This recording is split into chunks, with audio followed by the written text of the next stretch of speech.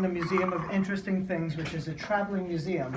So I'll go to events like this, and I'll go to schools and teach, and I'll go to libraries and all over the place. And actually, just before this, I was in Times Square doing a show. That's why I came late. And we show people their iPhones, their iPods didn't pop out of thin air. They come from a long line of inventions. Pretty much everything in my bag you could do with your one iPhone. So you'd have to have all this in your pocket if you wanted to do with your what your one iPhone does. So I brought a couple of selections. She had asked me, Francesca had come to my speakeasy a bunch of years ago, and she said, I would love you to talk at NYU for the Futurist Society thing she was doing.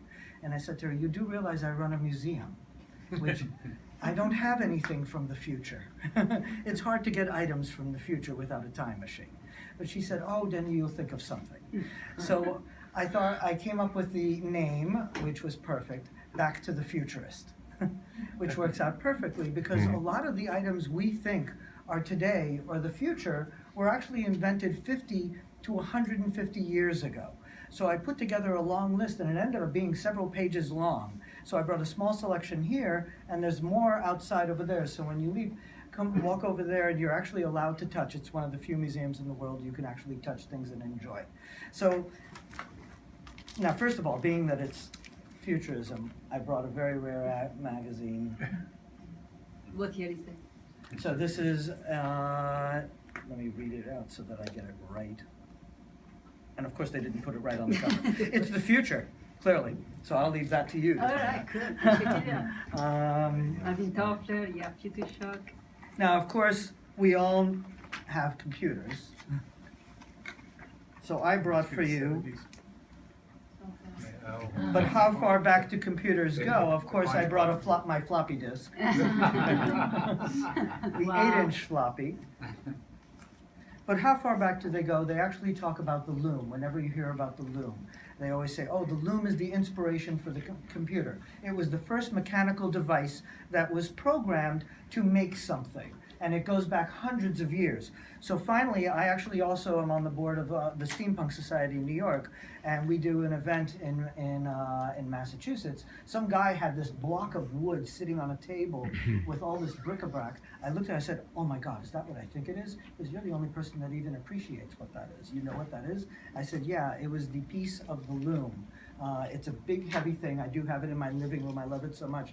But I wanted you to see where all of this comes from. That's the actual, that would be the computer punch card. Charles Babbage?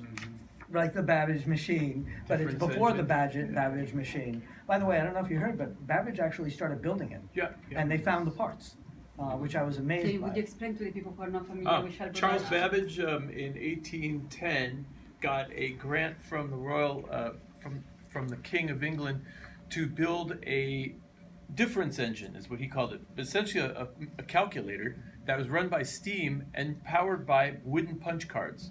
And he didn't get to finish building it, but they found his plans, and modern people reverse engineered it, built it, and it works. So had it happened, there's a famous steampunk novel about had it happened called The Difference Engine. And had it worked, we would have had the computer world of 150 years ago. Right, we would have started with computers back then. Also, if you're familiar with Ada Lovelace, she was collaborating also with Charles Babbage, and she's considered the first programmer. So if I know that some of you are programmers Famous here. mathematician, right. Okay. So this is where it all comes from. That's the actual punch card that the looms would have used. And it's actually not just one card. It was a block about that long, and it had multiple sides, kind of like an octagon. And they would have multiple ones of these going all the way around it, and it would spin, and it would read these to program. So it's actually kind of like with this machine, where this would go into your computer, and you remember you would have a stack of these, and that would be your Microsoft Word, and it would go shoot, shoot, shoot, and program your computer. My sister went to Columbia, and she used to come home with these and had a giant pile of them. By accident, as a little boy, I dropped them on the floor, and they fell all over the place. It's kind of like having a book, cutting the binding, dropping the pages on the floor, and you didn't number the pages, so how do you know which page is 74 and which page is 107? You don't. So you can't put back that book. It's kind of like taking your flash disk and going like this, and all the ones and zeros get jumbled. So that's what it is, dropping these things. So you learn to number them eventually. So the next item I like to show is they always talk about green energy, electric cars, and we all have heard of Uber and the Zip car and all that. Well, how far back does that go? Much further back than you think. This is an actual catalog from around 1911, and this is the Pennsylvania Electric Vehicle Company. And these cars, which look like Ford Model Ts, were cars you could rent by the hour, and they were electric. They beat out the Zip car. The Zip car isn't electric, so we were already more advanced 100 and something years ago.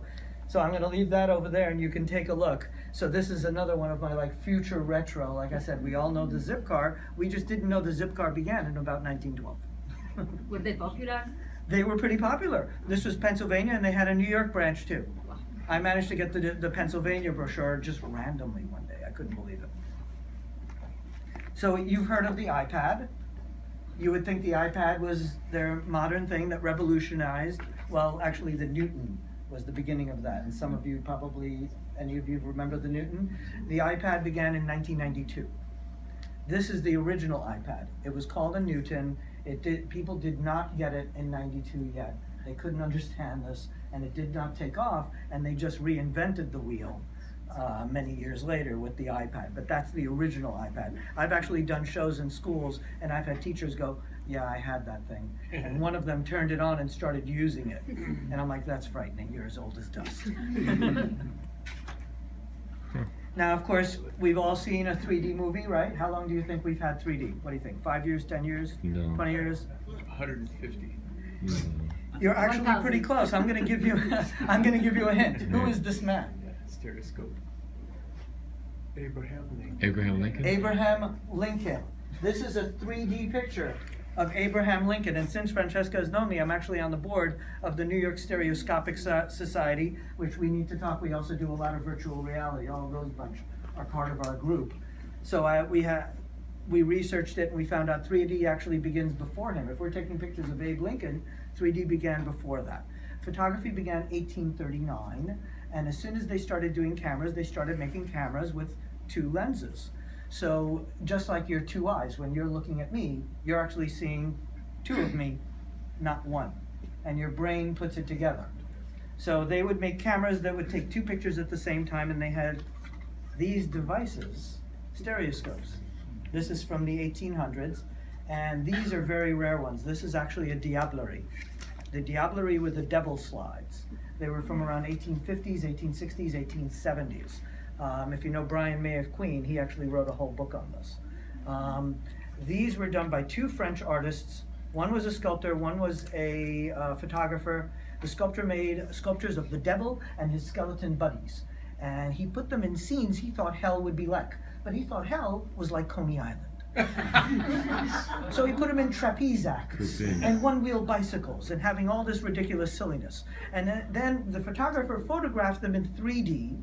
Then, if you remember, stereoscopes have a cardboard back.